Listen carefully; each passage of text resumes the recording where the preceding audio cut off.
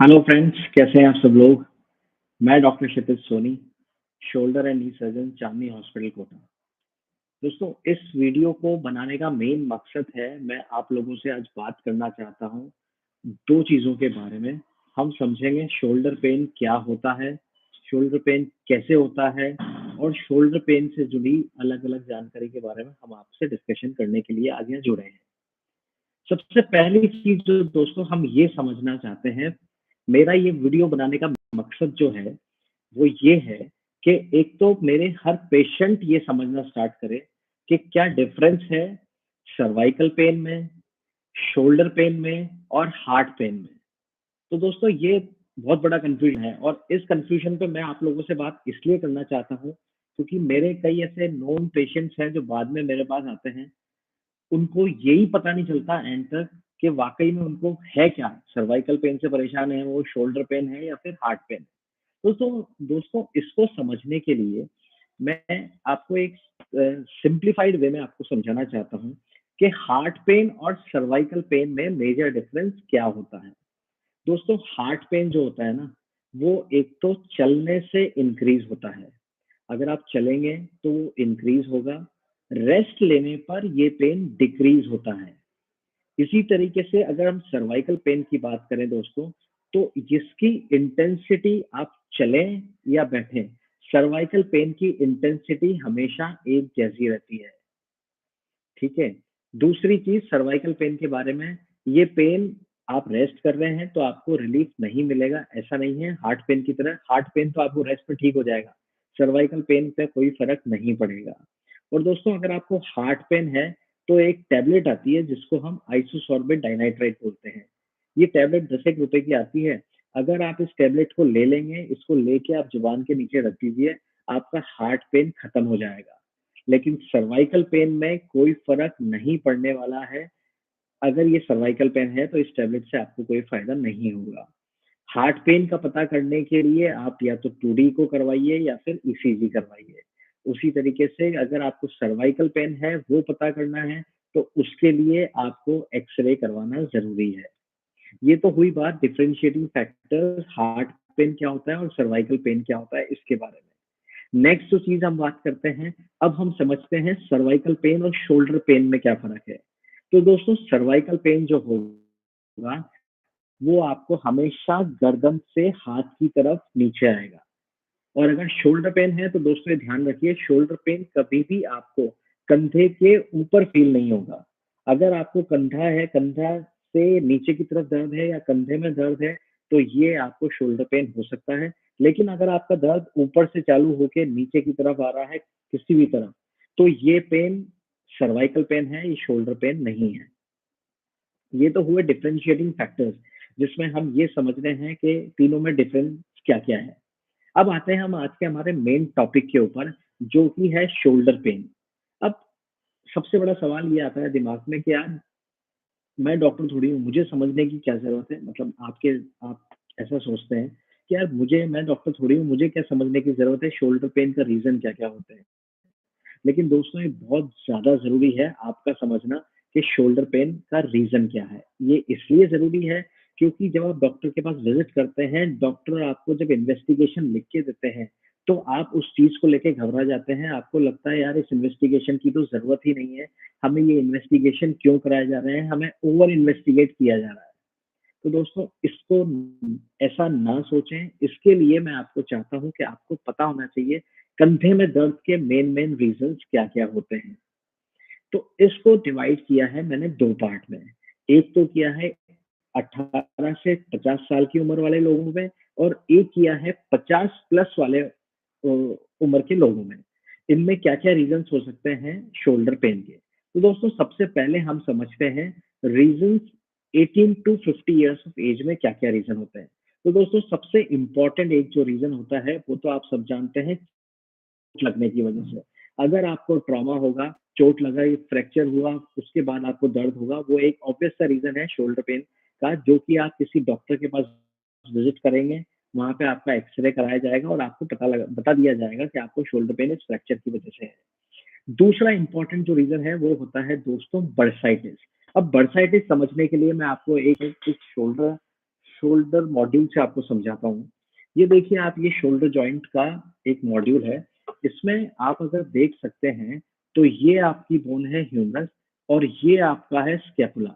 इस स्कैपुला के अंदर ये वाला जो जॉइंट होता है ना, इसको हम शोल्डर जॉइंट बोलते हैं। ये दोनों हड्डियाँ मिला के ये शोल्डर जॉइंट बनाती है। अब इस शोल्डर जॉइंट में ऊपर की हड्डी यहाँ पे और यहाँ जो आपका रोटेटर कफ आता है, ये मांसपेशियाँ हैं जो आपके हाथ को उठाती हैं। इन दोनों के बीच की ये जो जगह आपको दिख रही है, इस जगह में एक सैक होती है जिसको हम बरसा बोलते हैं। बरसा बरसे का काम ये है, ये कुशन का काम करता है, ताकि जब आपका हाथ आप ऊपर उठाते हैं तो ये मांसपेशियाँ इस हड्डी पे रगड़ ना मारे। इसके लिए यहाँ पे बरसा होता है। इसमें स्वेलिंग अगर हो जाती है, तो इसको हम बर्साइटिस बोलते हैं।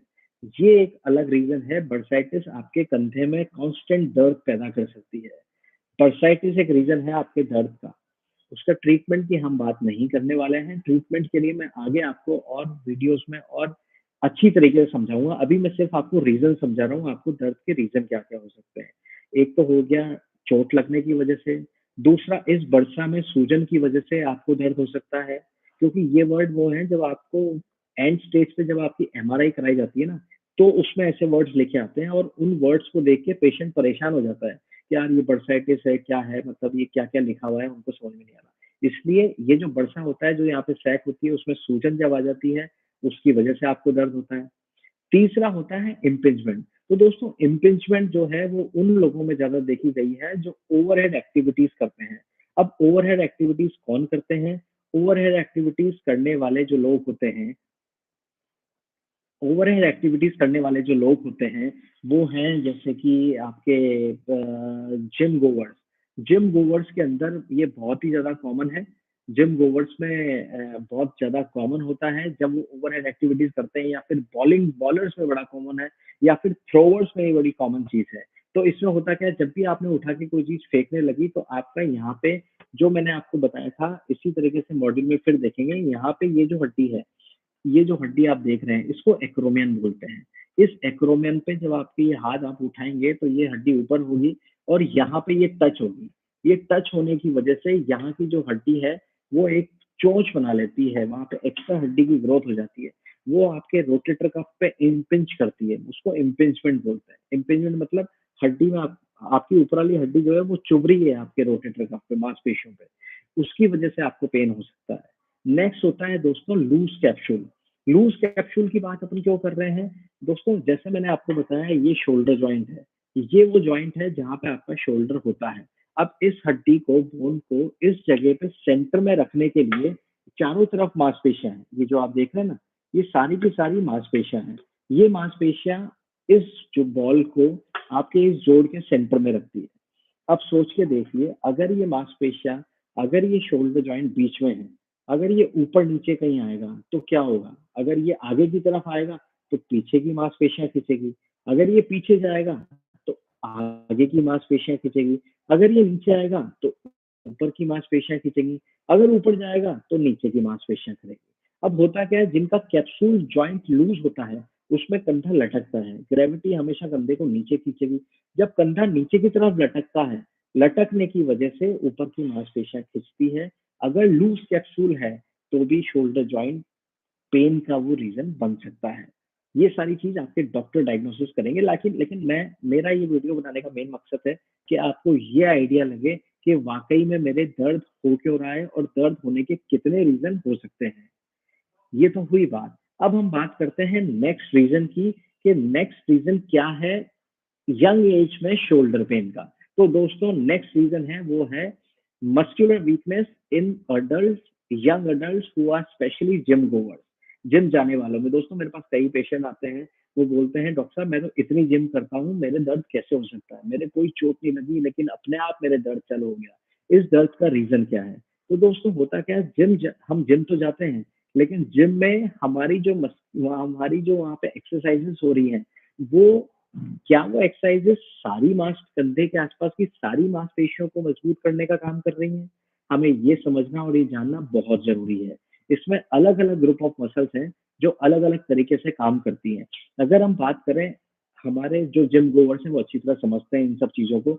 जो ऊपर मांसपेशियाँ होती है उसको हम डेल्टॉइड बोलते हैं, वो हमारे कंधे की मेजर मसल है।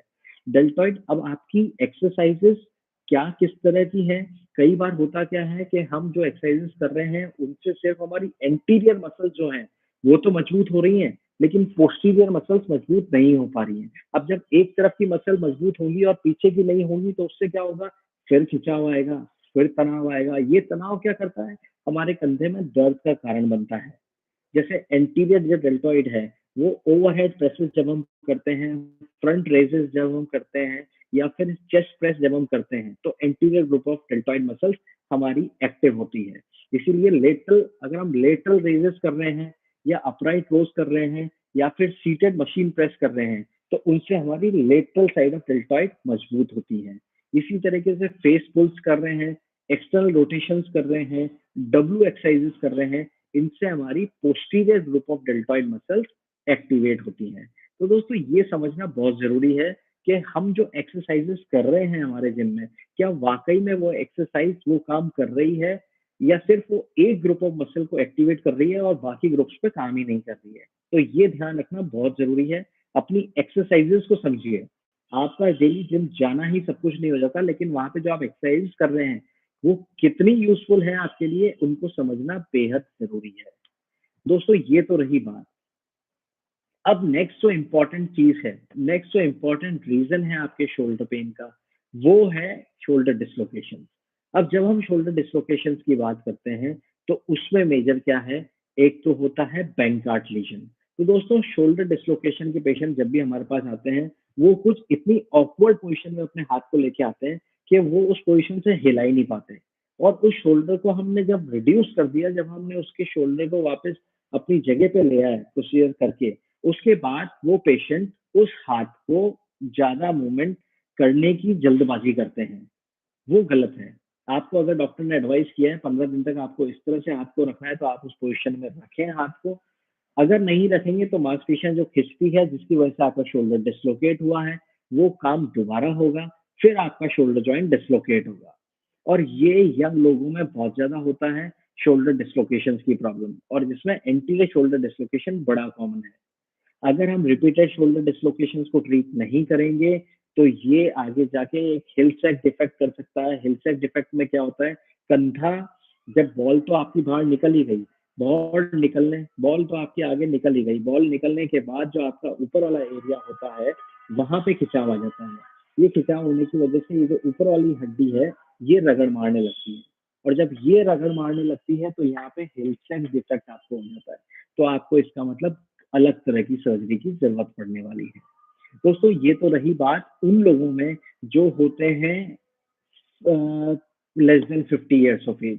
मोर देन 50 इयर्स ऑफ एज में भी शोल्डर डिस्लोकेशन की प्रॉब्लम होती है, लेकिन हम अबव 50 इयर्स वालों को शोल्डर डिस्लोकेशन में हम सर्जरी नहीं करते हैं। उन लोगों के लिए बहुत से रीज़न्स हैं सर्जरी नहीं करने के, इसलिए मेरी एडवाइस ये है कि मोर देन 50 अगर आपको शोल्डर डिस्लोकेशंस है, तो आप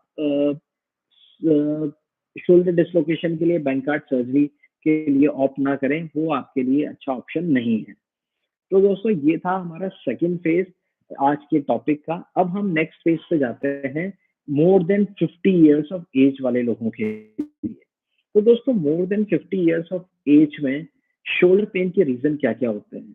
बहुत पेशेंट्स हैं जो शोल्डर पेन को लेके हमारे पास आते हैं more than 50 years of age. इसमें सबसे पहला जो रीज़न है, वो है इम्पिंजमेंट। मैंने आपको अभी बताया था इम्पिंजमेंट क्या होता है। बड़ों में भी इम्पिंजमेंट ऐसे ही होता है 50 प्लस वाले लोगों में। ऊपर वाली हड्डी जो है ये एक्रोमियन जिसको हम बोलते हैं, ये एक्रोमियन रगड़ मार के यहाँ पे एक स्पर डेवलप कर लेती है। स्पर का मतलब होता है एक तिकोनी सी हड्डी। ये तिकोनी सी हड्डी जब भी आप हाथ उठाते हैं, तो ये इस तिकोनी सी हड्डी पे रगड़ मारती है। जब-जब ये रगड़ मारेगी, तो आपको कफ आपका जो रोटेटर कफ जो मांसपेशियाँ हाथ को उठाने वाली है, उस पे दबेगा। अगर ये दबेगा, तो उस पे ये दर्द का रीज़न बनेगा। एक पॉइंट है इम्पिंजमेंट। शोल्डर यंग एज में तो ठीक है, लेकिन ओल्ड एज में 50 प्लस लोगों में इम्पिंजमेंट की जो प्रॉब्लम है, वो बहुत ज़्यादा कॉमन है। और इम्पिंजमेंट पता करने के लिए एक्स-रे आपका काफ़ी है। इसमें स्पेसिफिक कुछ व्यूज़ लगते हैं। अगर आपके डॉक्टर साहब वो एक्सक्यूज़ ले लेते हैं तो उनको आइडिया लग जाता है कि आपको इम्पिंजमेंट है या नहीं है। दूसरी चीज़ जो बड़ी कॉमन है 50 प्लस इयर्स वाले लोगों में, वो है फ्रोज़न शोल्डर की प्रॉब्लम। तो दोस्तों फ्रोज़न शोल्डर जो प्रॉब्लम है, उसमें क्या होता है हमारे कंधे में, जैसे मैंने आपको मॉड्यूल में बताया कि आस-पास चारों तरफ मांसपेशियाँ होती है। पीछे मांसपेशियाँ हैं, आगे की तरफ मांसपेशियाँ हैं, सारी तरफ मांसपेशियाँ होती है। अब ये मांसपेशियाँ क्या होती है, जब हम सपोज़ करो आपके चोट लग गई या फिर आपके किसी कारणवश आपके डॉक्टर साहब ने आपको बोल दिया कि आपको हाथ को कुछ टाइम के लिए स्लिंग में रखना है। तो दोस्तों मांसपेशियों की टेंडेंसी होती है, अगर मूवमेंट होता रहता है, कोई भी मूवमेंट अगर शोल्डर का मूवमेंट अगर होता रहेगा, तो वो मांसपेशियाँ तनी हुई रहती है, मांसपेशियाँ टॉट रहती है। लेकिन अगर हम किसी जॉइंट को एक पोज़ीशन में फिक्स कर देते हैं, जैसे कि मैंने प्लास्टर लगा दिया, स्लिंग में रख दिया हाथ को या हमने किसी कुछ टाइम के लिए हाथ का मूवमेंट नहीं किया, तो उस केस में क्या होगा, ये मांसपेशियाँ जो है, यहाँ पे नीचे वाली हड्डी जो है, उस पे चिपकने लग जाएगी, उस पे बैठने लग जाएगी। अगर उस पे बैठने लग जाती है तो टाइम टाइम के साथ क्या होता है, मांसपेशियाँ उस हड्डी पे चिपकने लग गई। जब ये मांसपेशियाँ चिपकने लग जाती है, तो उसके बाद हमारा हाथ उठना बंद हो जाता है, जिस प्रॉब्लम को हम फ्रोज़न शोल्डर बोलते हैं। ये फ्रोज़न शोल्डर की प्रॉब्लम बहुत ज़्यादा कॉमन है, लेकिन इसका मतलब ये नहीं कि हर पेनफुल शोल्डर फ्रोज़न शोल्डर हो, जो कि एक कॉमनली देखा गया है, जिसको दर्द होता है कंधे में, उसको सीधा-सीधा ये बोल दिया जाता है, आपको तो फ्रोज़न शोल्डर है। लेकिन हर शोल्डर का पेन फ्रोज़न शोल्डर नहीं होता है, ठीक है? ये आप ध्यान रखिए। अब इस फ्रोज़न शोल्डर से बचने के लिए बेस्ट बेस्ट इसका इलाज जो है वो है एक्सरसाइज़ेज़। आप इसके लिए एक्सरसाइज़ेज़ कीजिए, अपने डॉक्टर से मिलिए, वो आपको बताएँगे एक्सरसाइज़ेज़ क्या है और कोशिश करिए कि आप अगर स्लिंग में रखते भी हैं हाथ को तो 10 दिन से ज़्यादा ना रखें, क्योंकि उसके बाद हमें उस प्रॉब्लम को तो ठीक है, फिर हमें फ्रोज़न शोल्डर को डील करना पड़ता है। और डायबिटीज़ अगर आपकी है तो डायबिटीज़ कंट्रोल में रखिए, फ्रोज़न शोल्डर से बचने के लिए। नेक्स्ट जो इम्पोर्टेंट चीज़ है 50 प्लस लोगों में, वो है ग्लिनोह्यूमरल आर्थराइटिस। जी हाँ फ्रेंड्स, जिस तरह से हमारे घुटनों के जोड़ खराब हो जाते हैं, जिस तरह से घुटनों में आर्थराइटिस हो जाती है, उसी तरीके से कंधे की आर्थराइटिस भी बड़ी कॉमन है। कंधे में आर्थराइटिस बहुत कॉमन है और आर्थराइटिक कंधा बड़ा पेनफुल होता है। कंधे की आर्थराइटिस जब हो जाती है तो अगर आपकी लेट स्टेज ऑफ आर्थराइटिस है तो उसमें भी घुटने की तरह रिप्लेसमेंट सर्जरी होती है, जिसमें हम कंधे को मांसपेशियों को साइड में करके अंदर जाते हैं। कंधे की जो हड्डी है जहाँ से रगड़ मारेंगे उसको काटते हैं, उसको काट के उसको फिक्स किया जाता है, प्रोस्थेसिस लगाया जाता है और आपको नया जोड़ दिया जाता है, जिससे वो रगड़ मारना बंद करे और आपका दर्द खत्म हो। Glenohumeral arthritis is another reason for shoulder pain. ये आर्थराइटिक का पेन हम एक्सरे में पता लगा सकते हैं कि आपको क्लिनोह्यूमरल आर्थराइटिस है या नहीं है। नेक्स्ट जो इम्पोर्टेंट चीज आती है वो की बड़ी कॉमन चीज है, major reason for pain in shoulder about the age of 50 and that is rotator cuff tear. दोस्तों रोटेटर कफ टेयर क्या होता है? हमारे कंधा जो है, उसके आस-पास जैसे मैंने आपको बताया ये सारी मांसपेशियाँ हैं। ये सारी मांसपेशियाँ हैं। आप देखो कंधे के आस-पास किस तरह से मांसपेशियाँ होती है। ये पूरी जो रेड-रेड आपको दिख रही है ना, ये सारी मांसपेशियाँ हैं कंधे में। ये मांसपेशियाँ, ये आगे की मांसपेशियाँ, ये पीछे की मांसपेशियाँ, दिख रही है आपको मांसपेशियाँ? ये सारी जो मांसपेशियाँ हैं ना, इनको हम ये रोटेटर ग्रुप ऑफ मसल्स है। रोटेटर कफ इसको हम बोलते हैं। इस रोटेटर कफ का क्या काम है? इस रोटेटर कफ का काम है कि ये आपके हाथ को ऊपर-नीचे करने में हेल्प करती है।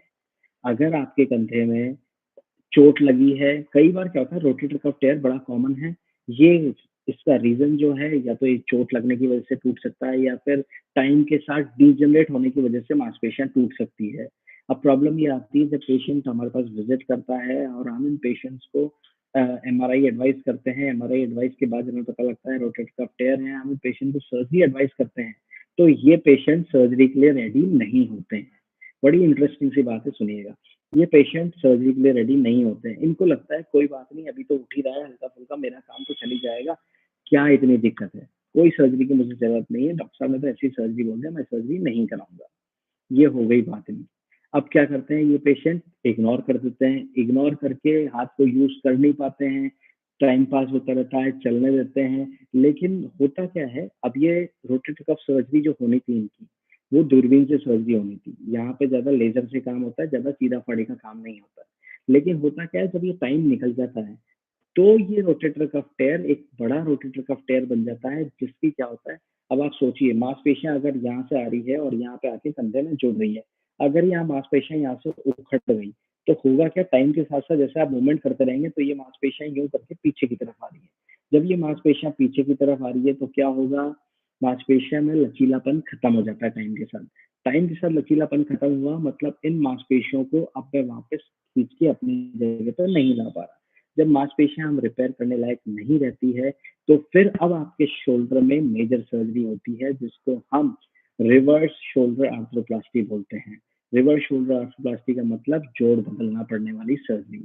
ये जोड़ बदलने वाली सर्जरी की ज़रूरत आपको क्यों पड़ती है? क्योंकि आपने टाइम पे रोटेटर कफ का इलाज, टेयर का इलाज नहीं करवाया।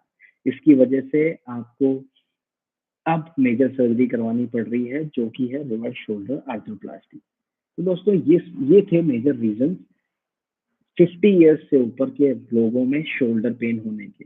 इसलिए आपको समझना ज़रूरी है कि आपको शोल्डर पेन क्यों हो रहा है। आपको ये समझना ज़रूरी है, अगर आपके डॉक्टर साहब के पास आप गए, उन्होंने आपको एक्स-रे एडवाइस किया है, तो उस एक्स-रे की क्या वैल्यू है। आपको ये समझना पड़ेगा, अगर उन्होंने आपको एमआरआई एडवाइस की है, तो उस एमआरआई की कोई वैल्यू है। एमआरआई की हम ये समझना चाहते हैं, कहीं आपको बर्साइटिस तो नहीं आ रही है, कहीं आपको टेंडनाइटिस तो नहीं हो रही है, कहीं आपको रोटेटर कफ में इंजरी तो नहीं है, कहीं आपको ब्रैनकार्ड लीजन तो नहीं है, कहीं आपको हिल-सैक डिफेक्ट तो नहीं है। ये सारी चीज़ें सिर्फ़ और सिर्फ़ एमआरआई से समझी जा सकती है, एक्स-रे से समझी नहीं जा सकती है। एक्स-रे में सिर्फ़ हमें आपका हड्डियाँ दिखती है, मांसपेशियाँ नहीं दिखती है। मांसपेशियों में कोई भी कमेंट करने के लिए ज़रूरी है कि हम आपकी एमआरआई पढ़ें, एमआरआई स्टडी करवाएँ। तो दोस्तों आई होप ये वीडियो आपको समझ आया होगा, आपके लिए हेल्पफुल होगा। कोशिश करें इस वीडियो को देखने की और समझने की। अगर आपको और इस तरह की कोई प्रॉब्लम्स हैं, तो आप मुझे इसी पे कमेंट कर दीजिए यहीं पे, मैं उन कमेंट्स का रिप्लाई करने की कोशिश करूँगा। या फिर अगर आप चाहें, तो आप मुझे व्हाट्सएप मेरा नंबर है, आप उस पे मुझे व्हाट्सएप पे भी आप अपनी क्वेरीज़ भेज सकते हैं।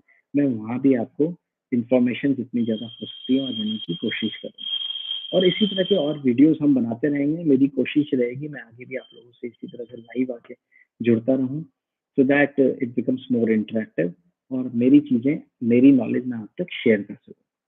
थैंक यू दोस्तों, बहुत-बहुत फिर मिलेंगे बहुत जल्द नेक्स्ट लाइव सेशन में। तब तक अगर आपके कोई सजेशंस हैं तो आप मुझे ज़रूर दें। Thank you.